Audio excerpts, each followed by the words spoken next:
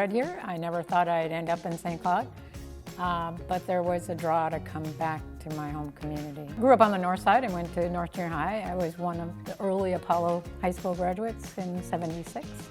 And then I did 1 year in Mankato and finished my degree in English here in St. Cloud.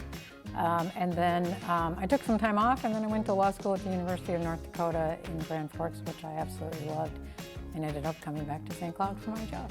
I met my husband at work, which is kind of ironic because I do a lot of employment law and sexual harassment training, so I'm very conscious of business relationships. We've always worked together the whole time we've known each other, so I don't really know anything else, and we really like it. I've maintained an employment practice and do a great deal of employment law with employers, and my joy there is I get to do a lot of training. So I get to train on sexual harassment and discipline and team building and unconscious bias now. Just lots of things which I find really, really invigorating because I learned so much from the groups I trained. Well, the culture for women has changed. So when I started working, I began as a paralegal in '84, but my attorney work in '89. I was one of a small group of women lawyers in the community. There weren't very many of us. Now there's over 100, I think. I mean, there's a lot more women attorneys. So quantity-wise, there's many more women attorneys. But across the country, the number of shareholders and partner women is not nearly representative of the number of women who go to law school. So they're not making it up into those ranks. And my firm and many others are very conscious of that and trying to figure that out. So we have a group with the new firm called the Women's Initiative Network, of which I sit on, and many purposes of the group are just to work with our executive committee to figure out ways to support and encourage women within the firm, to offer ways for them to be involved in the community, to make sure that their voices are heard, to assist them wherever we can. I think for young women entering the workforce, they have to remember we're not there yet.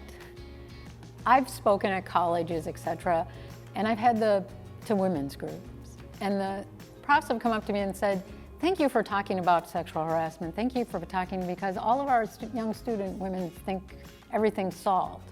And then they go out in the workplace and find out, oh, life really isn't like that, right? And we've made a lot of progress, but you need to persevere and understand that struggling does make progress. And there have been a lot of really good women who struggled before you and brought you to where you are today, and it's your job to keep doing that and moving it ahead. Oh, what it means to win the ATHENA Award, it means a lot. I have so much respect for all the women who've won prior to me. I actually find it hard to think I'm in their circle. They've all worked so hard for women and for our community, and it's such a great honor. I'm just humbled by being given this award. Yay, Dorrie! Come on, everybody! Dorrie, we want to recognize you today for being the 2020 ATHENA Award recipient. We had many applications, and today the Women's Fund is proud to present you with the ATHENA Award. Thank you for everything you've done for the women of Central Minnesota. Thank you all so much, especially for coming today. I really mean that. I know it's difficult to get together, and I really appreciate that you took the time out of your day to come and give me this award. And today in particular, I'm very humbled.